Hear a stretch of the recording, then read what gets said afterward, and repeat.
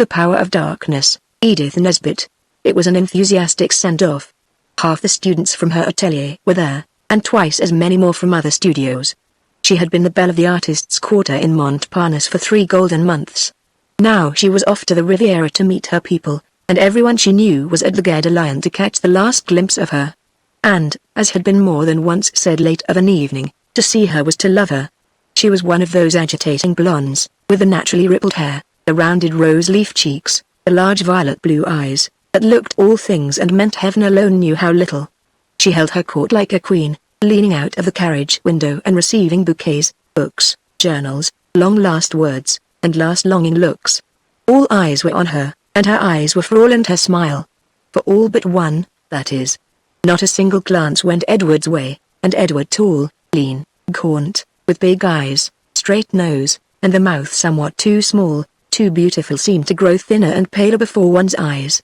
One pair of eyes at least saw the miracle worked, the paling of what had seemed absolute pallor, the revelation of the bones of a face that seemed already covered but by the thinnest possible veil of flesh, and the man whose eyes saw this rejoiced, for he loved her, like the rest, or not like the rest, and he had had Edward's face before him for the last month, in that secret shrine where we set the loved and the hated, the shrine that is lighted by a million lamps kindled at the soul's flame, the shrine that leaps into dazzling glow when the candles are out and one lies alone on hot pillows to outface the night and the light as best one may. "Oh, goodbye, all of you," said Rose. "I shall miss you. Oh, you don't know how I shall miss you all." She gathered the eyes of her friends and her worshippers in a glance, as one gathers jewels on a silken string. The eyes of Edward alone seemed to escape her. En voice, messieurs et dames, folks drew back from the train. There was a whistle, and then at the very last little moment of all, as the train pulled itself together for the start, her eyes met Edward's eyes. And the other man saw the meeting, and he knew which was more than Edward did, so when, the light of life having been borne away in the retreating train, the broken-hearted group dispersed, the other man whose name, by the way, was Vincent linked his arm in Edward's and asked, cheerily, "Whither away, sweet nymph?" "I'm off home," said Edward. "The 7:20 to Calais. Sick of Paris? One has to see one's people sometimes, don't you know, hang it all." Was Edward's way of expressing the longing that tore him for the old house among the brown woods of Kent. No attraction here now, eh? The chief attraction has gone, certainly, Edward made himself say, but there are as good fish in the sea. "Fishing isn't my trade," said Edward. "The beautiful Rose," said Vincent. Edward raised hurriedly the only shield he could find. It happened to be the truth as he saw it. "Oh," he said, "of course, we're all in love with her and all hopelessly." Vincent perceived that this was truth, as Edward saw it. "What are you going to do till your train goes?" he asked. "I don't know. Cafe, I suppose, and a vilely early dinner. Let's look in at the Musée Grevin," said Vincent. The two were friends. They had been schoolfellows, and this is a link that survives many a strain too strong to be resisted by more intimate and vital bonds. And they were fellow students, though that counts for little or much as you take it. Besides, Vincent knew something about Edward that no one else of their age and standing even guessed. He knew that Edward was afraid of the dark, and why. He had found it out that Christmas which the two had spent at an English country house. The house was full, there was a dance. There were to be theatricals. Early in the new year the hostess meant to move house to an old convent, built in Tudor times, a beautiful palace with terraces and clipped yew trees, castellated battlements, a moat, swans, and a ghost story. "You boys," she said, "must put up with a shakedown in the new house. I hope the ghost won't worry you. She's an old lady in a figured satin dress. Comes and breathes softly on the back of your neck when you're shaving. Then you see her in the glass, and as often as not you cut your throat." She laughed. So did Edward and Vincent and the other young men. There were 7 or 8 of them. But that night, when sparse candles had lighted the boys to their rooms, when the last pipe had been smoked, the last good night said, there came a fumbling with the handle of Vincent's door. Edward came in, an unwieldy figure, clasping pillows, trailing blankets. "What the deuce?" queried Vincent, in natural amazement. "I'll turn in here on the floor if you don't mind," said Edward.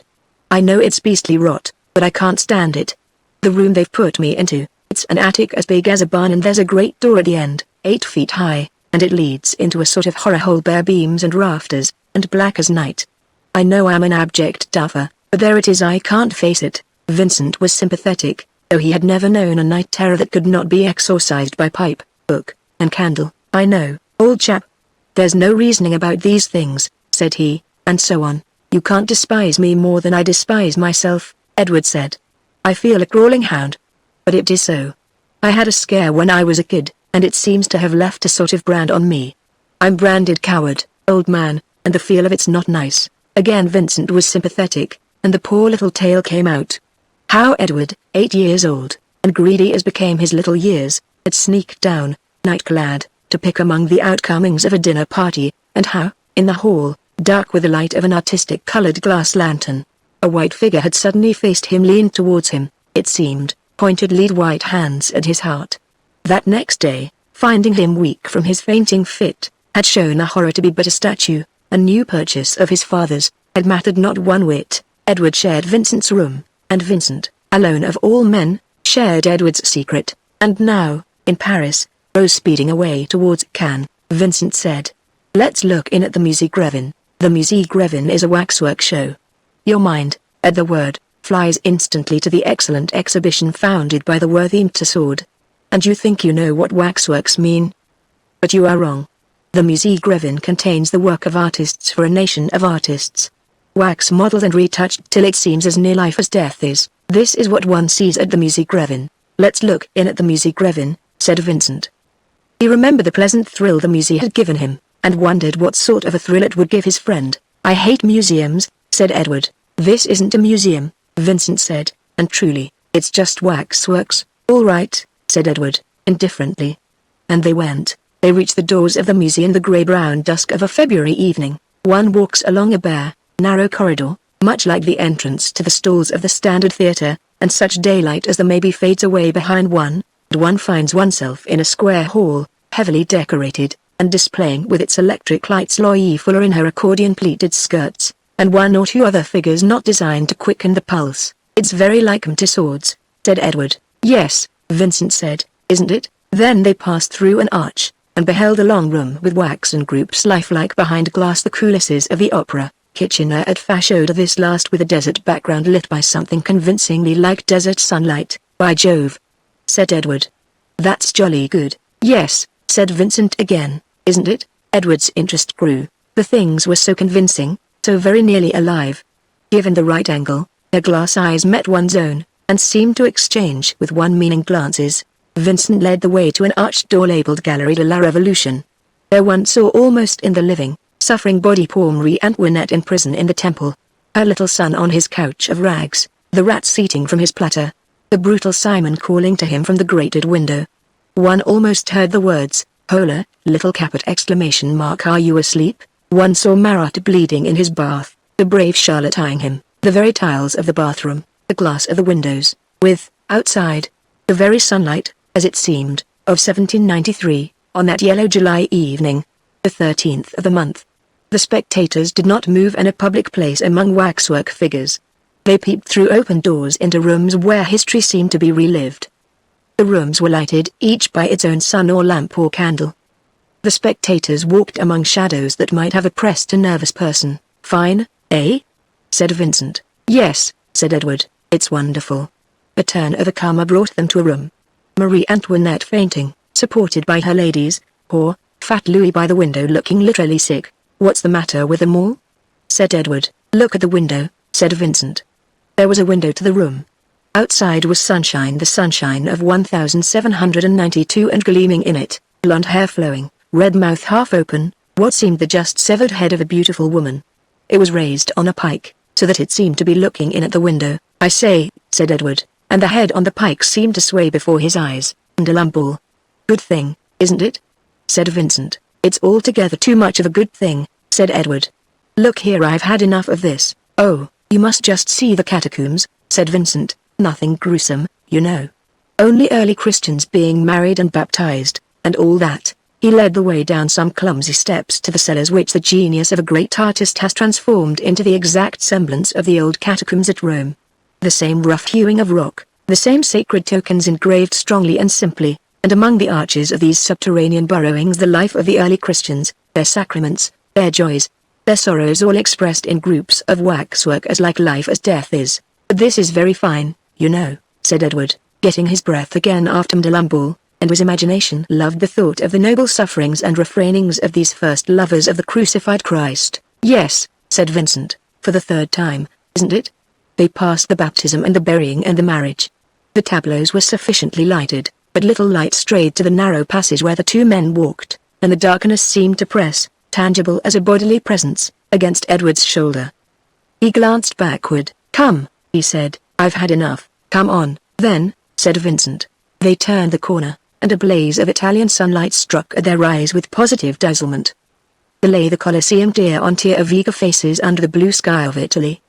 They were level with the arena. In the arena were crosses, from them drooped bleeding figures. On the sand beasts prowled, bodies lay.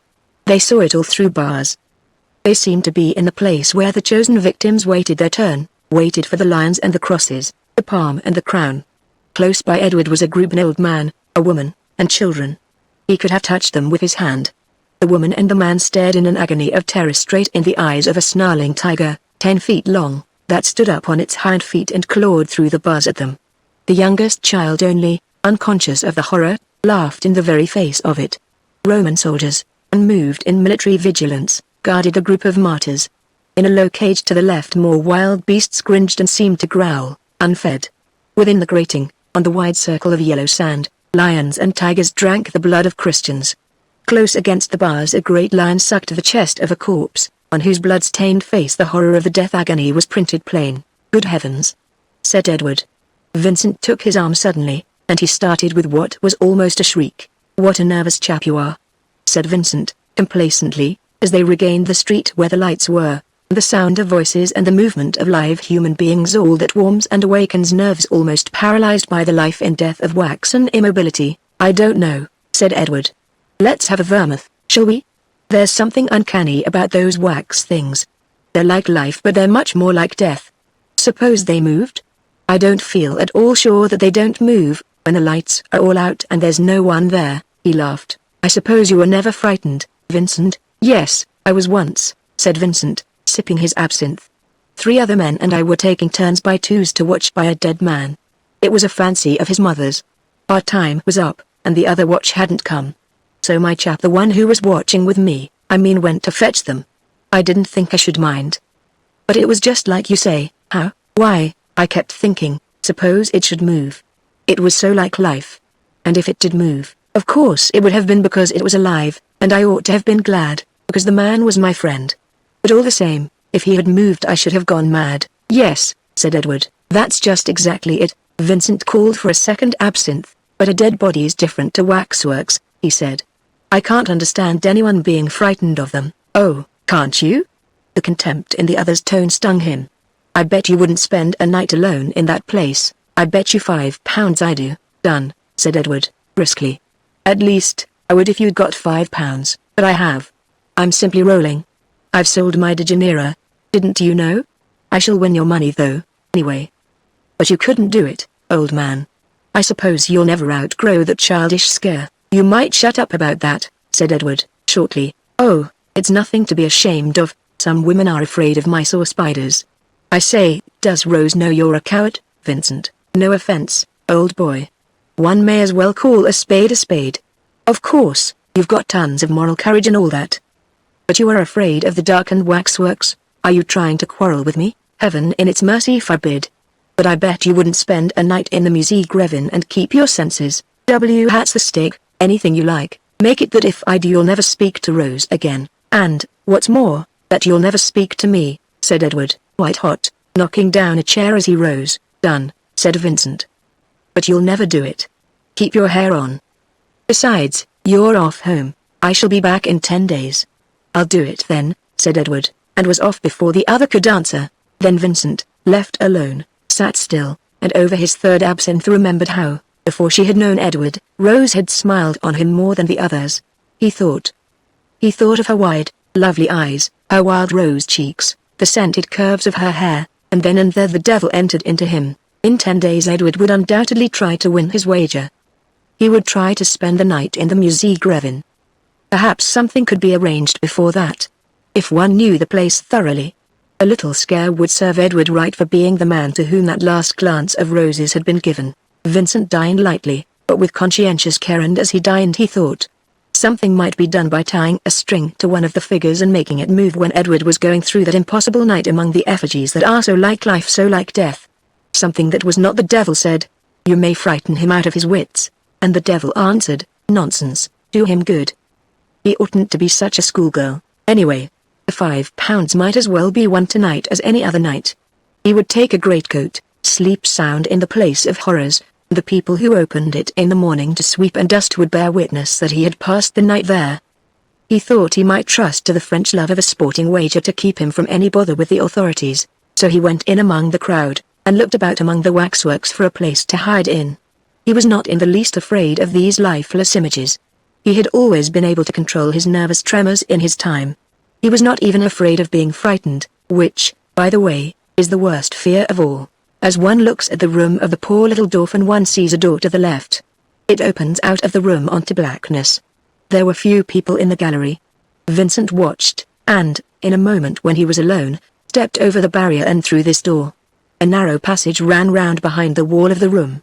Here he hid, and when the gallery was deserted he looked out across the body of little Capet to the jailer at the window. There was a soldier at the window too.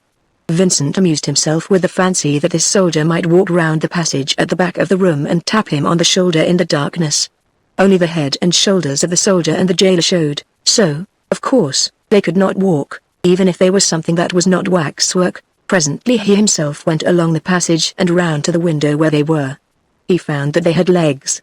They were full-sized figures, dressed completely in the costume of the period. "Thorough the beggars are, even the parts that don't show artists, upon my word," said Vincent, and went back to his doorway, thinking of the hidden carving behind the capitals of Gothic cathedrals, but the idea of the soldier who might come behind him in the dark stuck in his mind. Though still a few visitors strolled through the gallery, the closing hour was near. He supposed it would be quite dark. Then and now he had allowed himself to be amused by the thought of something that should creep up behind him in the dark. He might possibly be nervous in that passage round which, if waxworks could move, the soldier might have come. "By Jove," he said, "one might easily frighten oneself by just fancying things. Suppose there were a back way from Marat's bathroom, and instead of the soldier Marat came out of his bath with his wet towels stained with blood and dabbed them against your neck." When next the gallery was deserted he crept out. Not because he was nervous, he told himself, but because one might be, and because the passage was draughty, and he meant to sleep. He went down the steps into the catacombs, and here he spoke the truth to himself. "Hang it all," he said, "I was nervous. That fool Edward must have infected me. Mesmeric influences or something. Chuck it and go home," said common sense. "I'm hanged if I do," said Vincent. There were a good many people in the catacombs at the moment. Live people.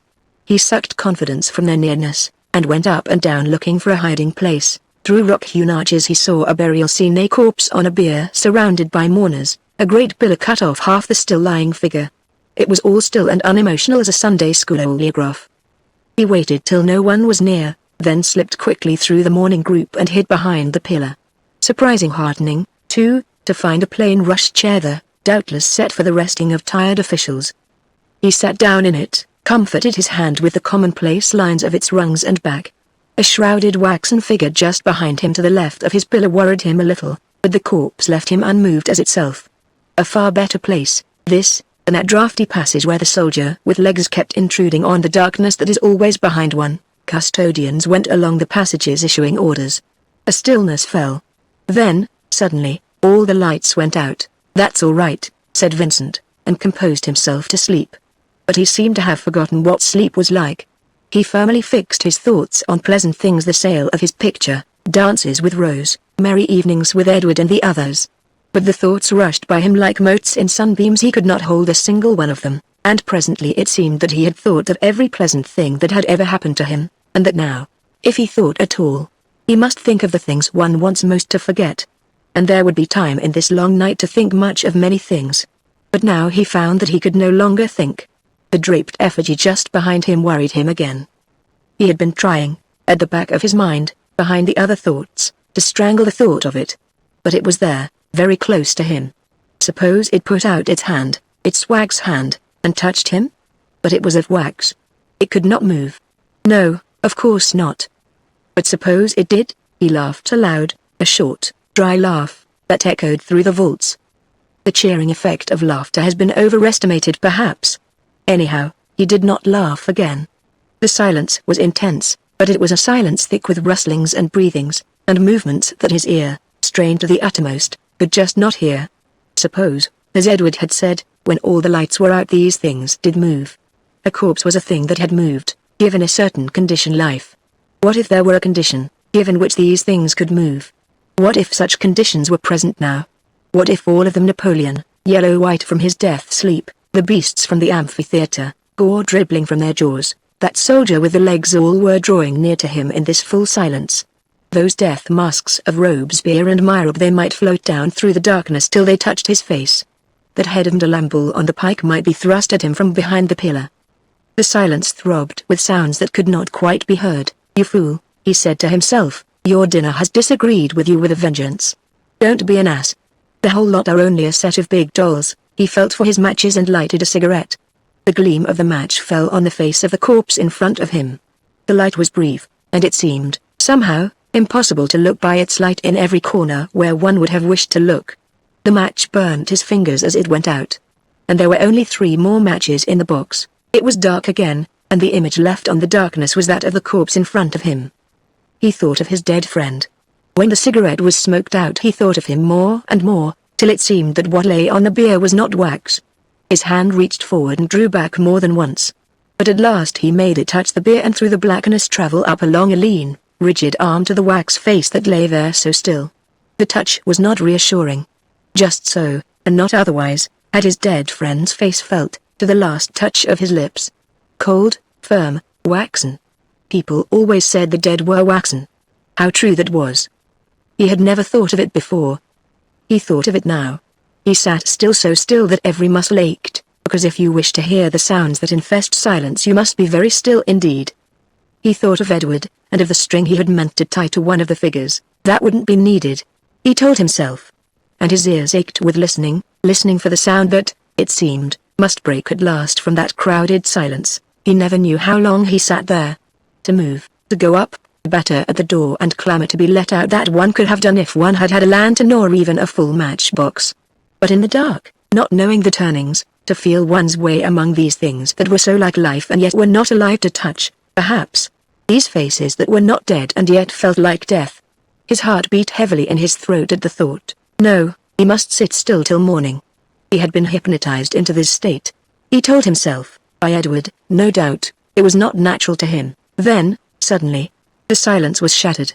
In the dark something moved, and, after those sounds that the silence teemed with, the noise seemed to him thunder loud. Yet it was only a very, very little sound, just the rustling of drapery, as though something had turned in its sleep. And there was a sigh not far off. Vincent's muscles and tendons tightened like fine-drawn wire. He listened. There was nothing more. Only the silence. The thick silence. The sound had seemed to come from a part of the vault where long ago, when there was light, he had seen a grave being dug for the body of a young girl martyr. "I will get up and go out," said Vincent. "I have 3 matches. I am off my head. I shall really be nervous presently if I don't look out." He got up and struck a match, refused his eyes the sight of the corpse whose waxen face he had felt in the blackness, and made his way through the crowd of figures. By the match's flicker they seemed to make way for him, to turn their heads to look after him. The match lasted till he got to a turn of the rock-hewn passage. His next match showed him the burial scene. The little, thin body of the martyr, palm in hand, lying on the rock floor in patient waiting, the gravedigger, the mourners. Some standing, some kneeling, one crouched on the ground. This was where that sound had come from, that rustle, that sigh. He had thought he was going away from it. Instead he had come straight to the spot where, if anywhere, his nerves might be expected to play him false. He said, and he said it aloud. "The silly things are only wax. Who's afraid?" His voice sounded loud in the silence that lives with the wax people. "They're only wax," he said again, and touched with his foot contemptuously the crouching figure in the mantle, and, as he touched it, it raised its head and looked vacantly at him, and its eyes were bright and alive. He staggered back against another figure and dropped the match. In the new darkness he heard the crouching figure move towards him. Then the darkness fitted in round him very closely. What was it exactly that sent poor Vincent mad? "You've never told me." Rose asked the question. She and Edward were looking out over the pines and tamarisks across the blue Mediterranean. They were very happy, because it was their honeymoon. He told her about the music Revin and the wager, but he did not state the terms of it. But why did he think you would be afraid? He told her why, and then what happened? Why, I suppose he thought there was no time like the present for his £5, you know, and he hid among the waxworks. And I missed my train, and, I thought, there was no time like the present. In fact, dear, I thought if I waited I should have time to make certain of funking it. So I hid there, too. And I put on my big black capuchin, and sat down right in one of the waxwork groups. They couldn't see me from the gallery where you walk. And after they put the lights out I simply went to sleep. And I woke up and there was a light, and I heard someone say, "They're only wax," and it was Vincent.